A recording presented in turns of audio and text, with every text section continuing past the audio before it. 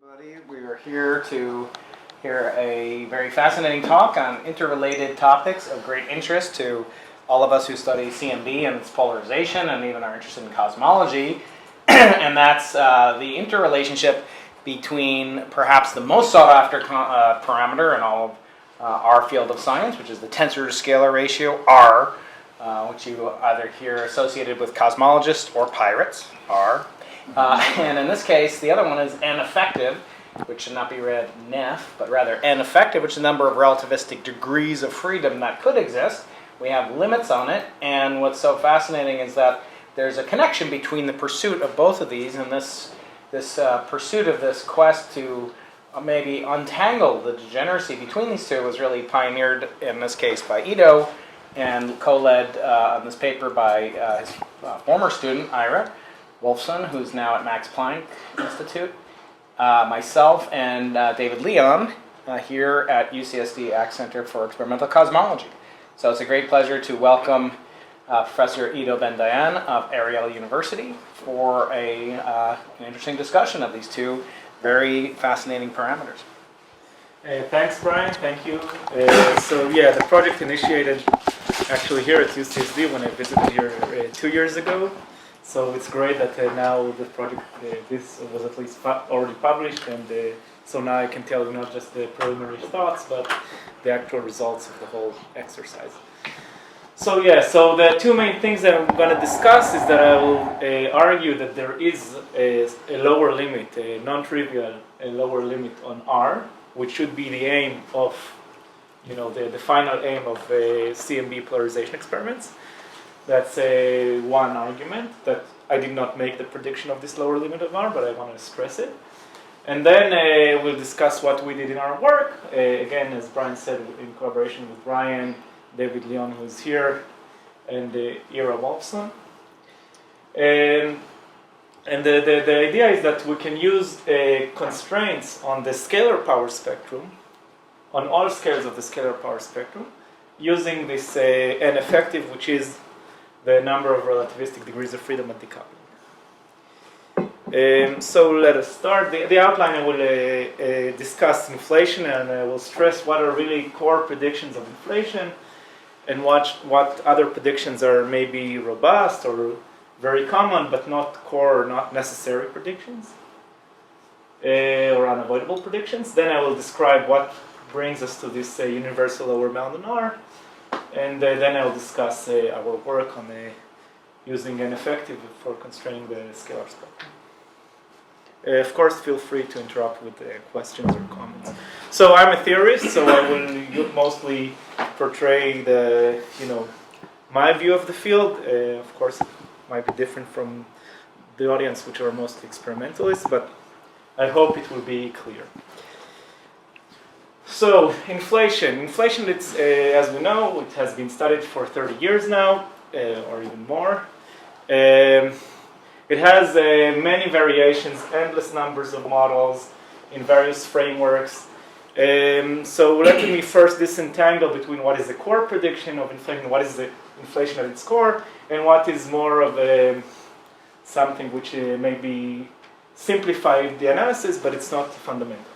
So the fundamental thing about inflation is this fact of a period of accelerated expansion, if you wish, a quasi-exponential expansion at the early universe. This is what is inflation. It's not necessary to use a scalar field to describe it. It's not necessary to have a potential. It may, even if you do use a scalar field, it may have various field excursion, but it's not necessary, all of these things. The core predictions of inflation is, of course, giving you a flat anisotropic background, which has been confirmed by observations. This is at the background level. At the level of fluctuations, at the levels of measuring the temperature and isotropies of the CMB, so these are already fluctuations, not a background evolution. So the prediction, the very generic prediction, is adiabatic, nearly Gaussian, and nearly scale invariant spectra of tensor fluctuations, which are gravitational waves, and scalar fluctuations, which are density fluctuations, which see the large-scale structure of the universe we observe today.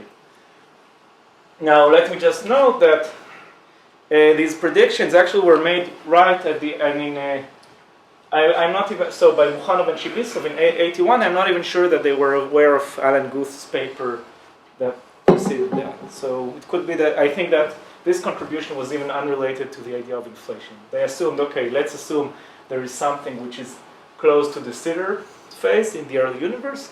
What will be the consequences? Okay? So, and I want to stress the nearly scale invariant. Nearly scale invariant means that, okay, it cannot be exactly zero, because inflation has to end, but it's close to zero. And if this power law is not constant, the variation of this power law has to be very slow. Okay?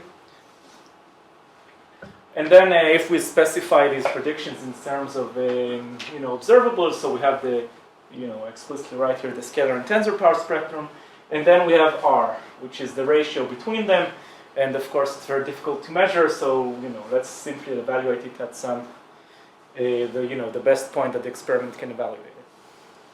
Okay, so of course the scalar amplitude has been measured to a very good accuracy. The spectral index or spectral tilt, scalar tilt has been measured to a very good accuracy, about 1% accuracy.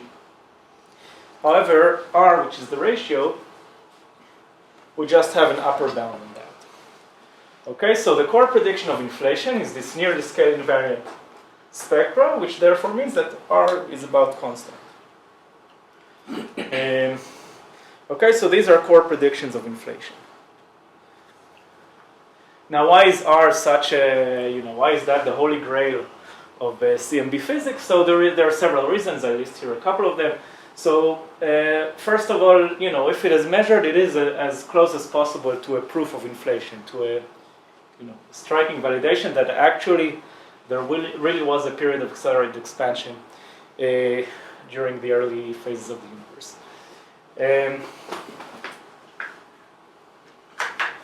Okay, so this is one reason. Second reason is that actually the spectra, both the scalar and so these spectra, they come from a semi-classical analysis, meaning that we have a background plus fluctuations, and these fluctuations are quantized. So if we measure R and we interpret it as primordial gravitational waves, it means that we have seen semi-classical quantization of gravity for the first time. And this is also true for alternatives to inflation, or at least most alternatives to inflation. And then, at least if I consider single field, which is a great simplification, then there is a very sharp connection between the so-called energy scale of inflation and R. So, if we measure R, we know very precisely what is the energy scale of inflation. The downside is that we have this 1/4 power. So even if R is very, very small, the scale is changing very slowly. Okay. So I guess we should have said it in the beginning. I think inflation is very good, very good phenomenological theory. It has very good successes. I'm also interested in alternatives, but inflation, inflation is still the best early universe theory, in my opinion, even though I'm considering also alternatives. Okay, now we do a great simplification that you may have heard many, many talks, which is, okay, let's characterize inflation by a single scalar field. This greatly simplifies the analysis for various reasons. One is, what is this scalar field? You will assume that it has the standard kinetic energy term, and then you simply need to specify one function of the field, which is the potential. Okay, and once you do that, so first of all, you can define these Laurel parameters, and from there derive the predictions of your model. And therefore, any student that learned calculus 101 and knows how to differentiate and perform integrals can work on and predict, write down a potential for your inflaton and derive predictions. So then this is very simple analysis to do. Another thing is that for a single field you get this consistency condition. So it not only gives you the prediction for the observables NS and R, but also the spectral, the tensor tilt or index. It's not a free parameter. It is a derived parameter from the other observables. So unfortunately, this is too small to measure, at least in the next decade or so, but at least in principle, you have a consistency condition. Something very important is that it gives a very simple particle physics interpretation. So, okay, in particles, we're used to have gauge fields, fermions. Now the Higgs field is a scalar field. So the idea is to say, okay, so the inflaton is just another scalar field, and therefore I can write it into Lagrangian with other fields and consider their interactions and connect it with other physical phenomena, including even the standard model of particle physics. Once I use scalar field, then my underlying assumption is that I'm using what is called effective field theory approach, and therefore I can insert theoretical priors to this analysis. However, with all this simplification, still the actual prediction is that R is constant, but what constant? We still don't know what constant it is, and these are the different models of inflation. So until 5 years ago, a very simple and elegant model of inflation was a single massive scalar field with no interactions or with very little interactions, and it had some predictions for R. This model is by now ruled out. Okay, so we have to think of other models. So the different models correspond many times to different R. So here are a few examples of work that we should have that will be published soon. So you can think of various examples of potentials. One which is, this is like textbook material, having this double well potential. So if you have a double well potential and you want to have inflation, you need to flatten this region. Okay, but if you flatten this region, you're guaranteed, this is called hilltop inflation, then you're guaranteed to have inflation here, so you will roll down here until you reach the vacuum. This will give you rather small R. Okay, which I think that also S4 currently cannot reach this level, right? Okay, another possibility, which used to be very simple, is simply some, it used to be some monomial, some phi to some power, or for some reason I call it the field here U. But okay, so U to some power is now ruled out, or almost ruled out. But if it's logarithmic, it works fine. These types of models usually give you R which is greater than 0.01, so you have a chance to detect them in the near future or rule them out. And then there is some intermediate region, which is usually related to the Starobinsky model. So here what you have is that, when you go asymptotically to large values of the field, it becomes really constant. So at infinity, this is constant.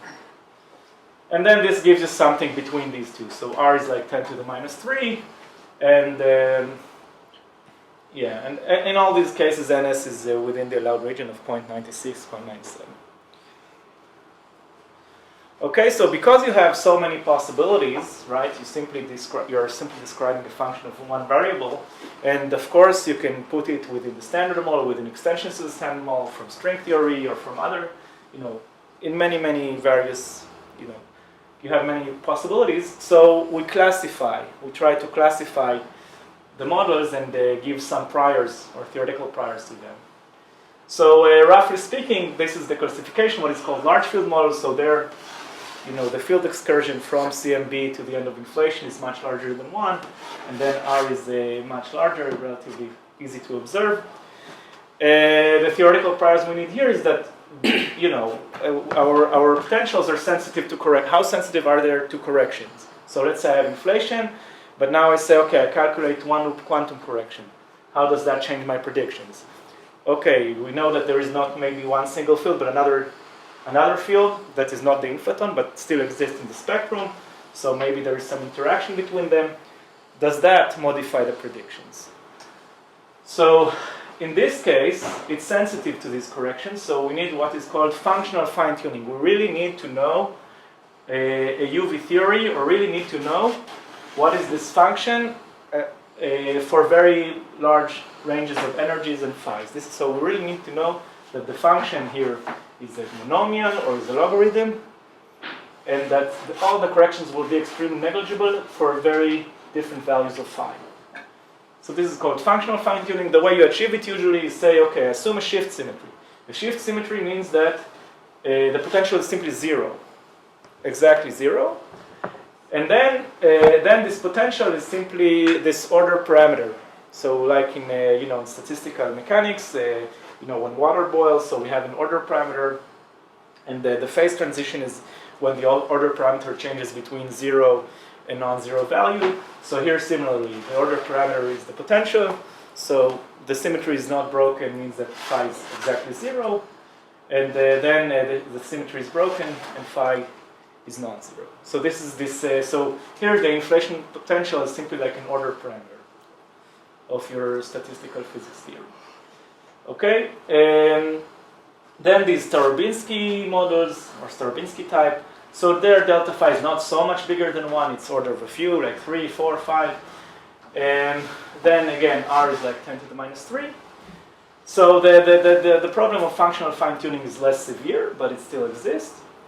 And usually, so we don't start from 0 potential, but already built in is that at infinity, symmetry exists at infinity. So this is a different kind of symmetry breaking than the large field model.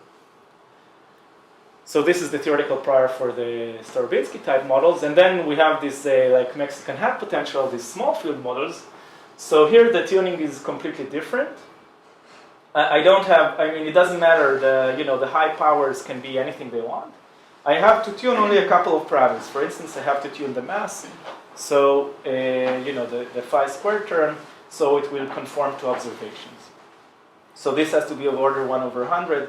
So the scalar tilt would be correct. So I just have to tune one parameter, maybe 2, and then the rest I don't care. So it's not functional fine-tuning. I'm tuning a couple of parameters.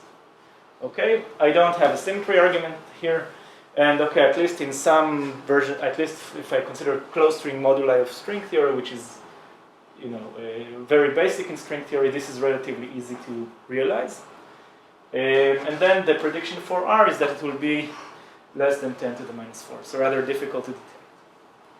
Okay, so the reason I'm going through all these lists of models or classes is to make it clear to the audience here that there is no compelling theoretical preference to any of these values. So, of course it will be great if we measure R tomorrow. But to think that we'll now work for 10 years, and if we reach sensitivity of R10 to the minus 3, we'll detect it for sure. I think this is not being very accurate or very honest about the different theoretical priors that we have. Okay, so this is the message, and this is basically what I'm saying here. So should we expect to measure R with Simon's array, Simon observatory? So it would be nice, and okay, there are various reasons to believe that it will happen, but don't hold your breath. I mean, I wouldn't wage my money on that. Okay. So we should keep an open mind on these possible alternatives, alternative model, various models, and also alternatives to inflation. However, now we know that there is another aperture that measures gravitational waves, which are currently the LIGO mission, and then in the future the LISA mission. And actually, so if they measure, I want to stress that if they measure stochastic gravitational wave background, it will falsify this whole slow roll picture of inflation. But basically, if actually LIGO observations or LISA measure these primordial gravitational waves, I would say this falsifies inflation. And not, of course, you can always find some loophole or model around it, but the simple picture of inflation will be incorrect, and actually bouncing models will be more likely. However, of course, if you consider my theoretical bias, this is highly unlikely. I would say it's more likely that the CMB will measure it before this. Why would Lisa's measurement falsify inflation? Is it just because the background would be too big or something? No, because the core prediction of inflation is a flat spectrum. Right. And the sensitivity of these experiments are orders of magnitude less than the CMB. Right, okay. So it would be very blue. It would be a very blue spectrum. It has to be a very blue spectrum. Okay. So again, if you have inflation with non-canonical violation of the null energy condition, you can have that. Or if you have inflation coupled to electromagnetic field, then you can have suddenly a spike exactly at the LIGO band. So I'm not saying falsifies all possible inflation models, but at least the simple single field canonical model is out. Okay, so then the question is there a lower bound on R? So right, I showed the connection between the energy scale of inflation and R. So if I'm being totally conservative, so right, the only thing we have is BBN, which happens at MEV scale. And then you have a lower bound, but it's ridiculous lower bound, 10 to the minus 78.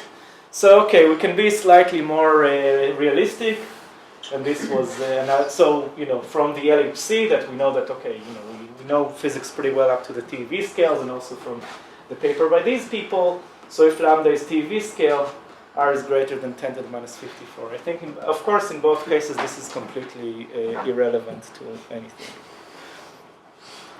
Okay, so therefore, can we have a more reasonable lower bound that, okay, maybe the Simons Observatory or S4 will not observe, but if there will ever be an S5, it will.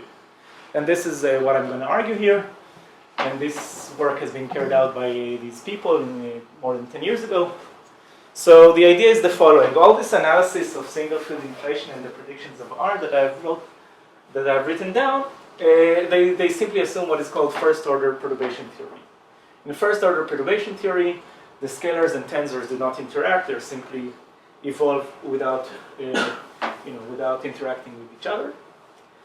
And that gives you the predictions that I've specified. At second order, what happens is that actually, if I write down the equation for the tensor fluctuation, it's not zero anymore, but it has a source term.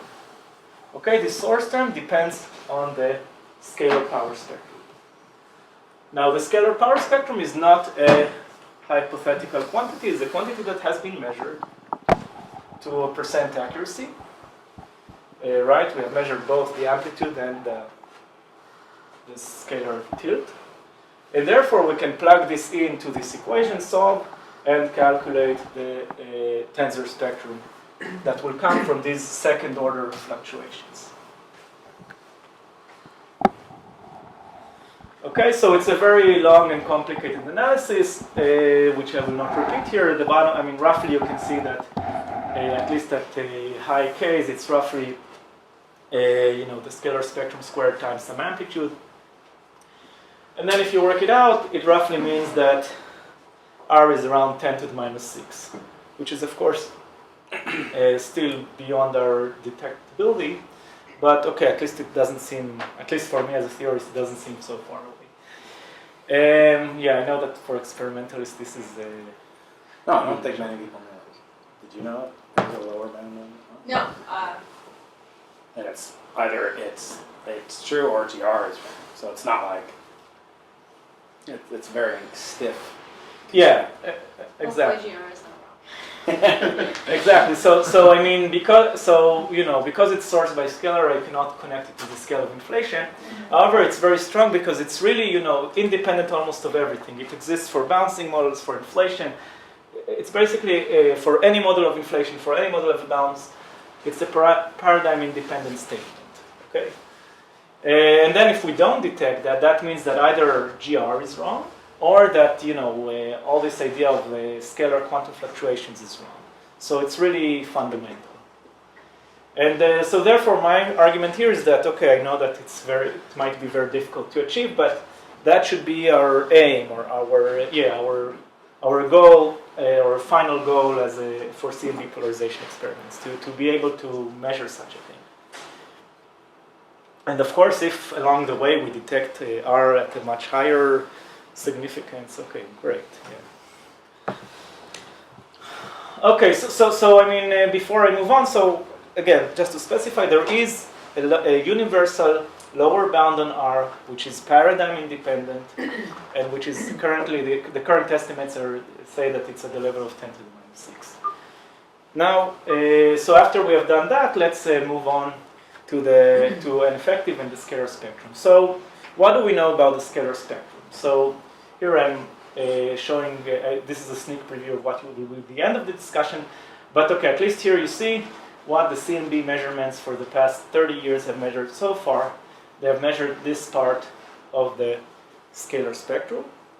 This part is unknown, completely unknown. Okay, while inflation, if it really lasted for 50 or 60 epochs, we should have a scalar spectrum here as well. Okay, so if we look at the picture, so this is the scalar spectrum as a function of wave number. So actually, the most, the Planck maximum likelihood value is this red curve, right? Can you see it very well? I mean, here it looks very. So yeah. Anyway, okay. So the red curve is the Planck most likelihood value, and these are deviations from this Planck most likelihood value. And here you can list a bunch of other probes like this spectral distortion, mu distortion of the CMB. These are pulsar timing arrays, projected sensitivity of LISA, LIGO, and then you have the BBN bound and primordial black holes bound. So the fact that we have not seen effects of primordial black holes until now gives this bound in the spectrum. Okay, so there are various indirect probes that I've tried to work a lot on them.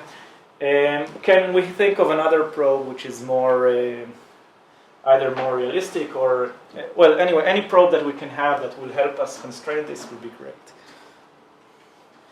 And the probe I'm suggesting now is this N-effective.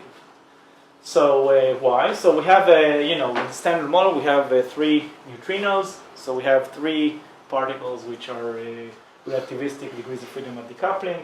And if you work out the numbers, this is not exactly 3, but 3 plus this correction. And then the measurements of N-effective have been very successful. So currently it's like the last release by Planck is 2.99 plus minus 0.17. The effect. So this is a CMB measurement because basically the N-effective affects the equality scale. So using the CMB measurements, you can constrain it. Now, what will constitute a relativistic degree of freedom? So, of course, the neutrinos are, and then many extensions of the standard model. You have what is called the dark photons or dark radiation.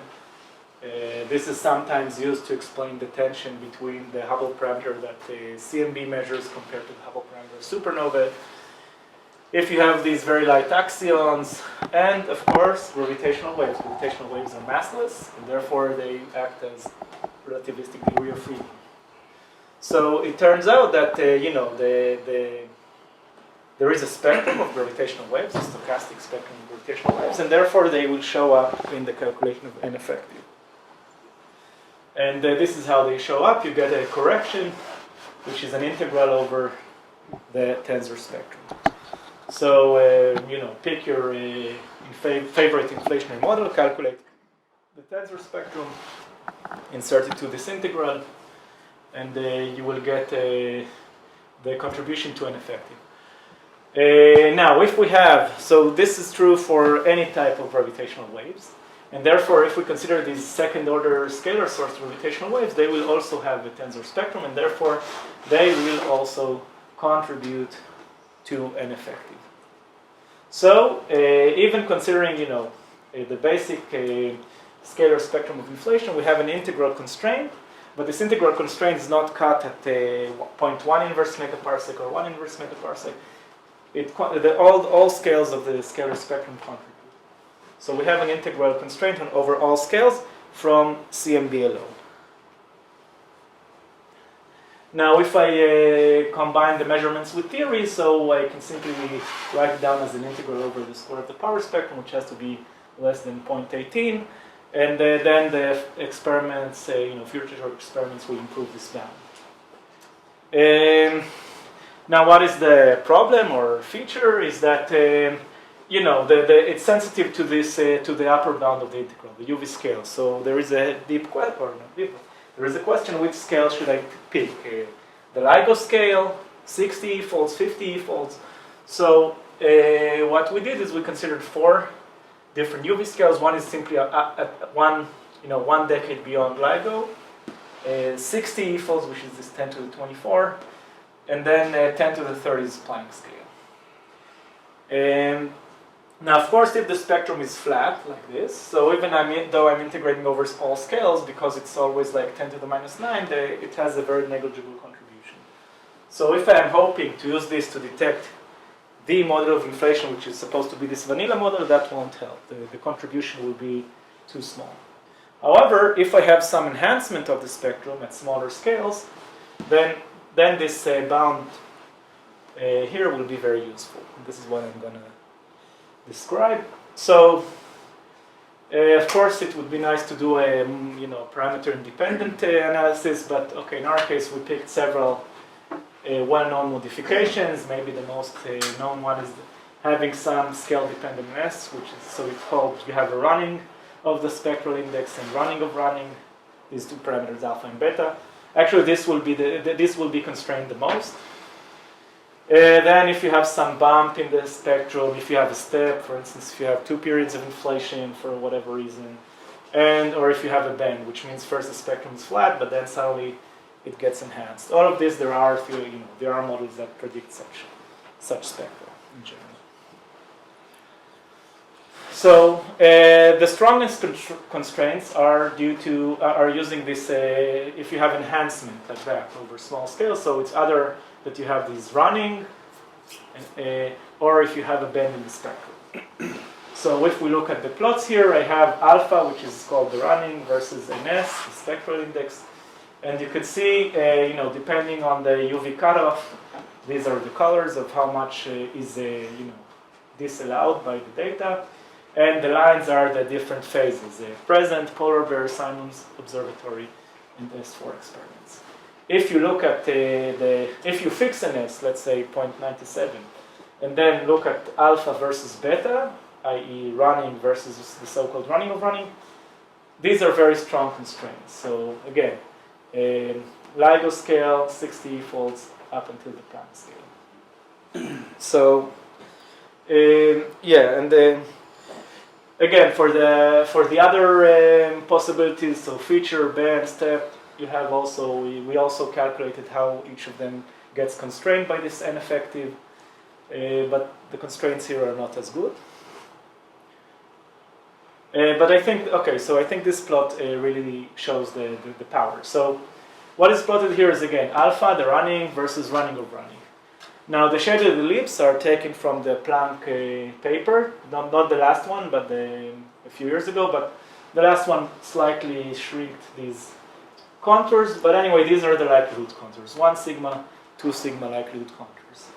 So this is what is allowed by standard CMB analysis. Now, if we add our constraint, you see that practically, almost like 2/3 or a very large portion of the parameter space is ruled out. Okay, simply by considering n effective. So this is very strong. The downside is that, for that I had to, I wrote it, maybe I didn't say, I should say, again, that it's based to a certain level on this extrapolation. But in any case, it's clear that, this is a very strong constraint. Now, of course, it's in cosmology, we don't want to fix 6 parameters and then vary the other 2. We should have a likelihood analysis where all parameters are allowed to vary. And this is what we did. This was, David was crucial. He did this very difficult work of doing this likelihood analysis. And here you can see, what you can see again is this alpha and beta for various values of NS and various UV cutoff, 10 to the 21 or 10 to the 24. So 10 to the 21 is again 1 decade more than LIGO, and 10 to the 24 is 60 e-folds. And you can clearly see that positive beta and alpha is highly constrained in all cases. So why should I? So the results, if I want to quantify them. So first of all, at least at 1 sigma, any positive alpha or beta is disfavored. And then at 3 sigma, so we have this mathematical relation, beta plus 0.074 alpha, which cannot be bigger than this 10 to the minus 4. So why is it good? So a couple of reasons. One is that actually this is the standard slow rule predictions, that alpha is like ns minus 1 squared and beta is smaller than that.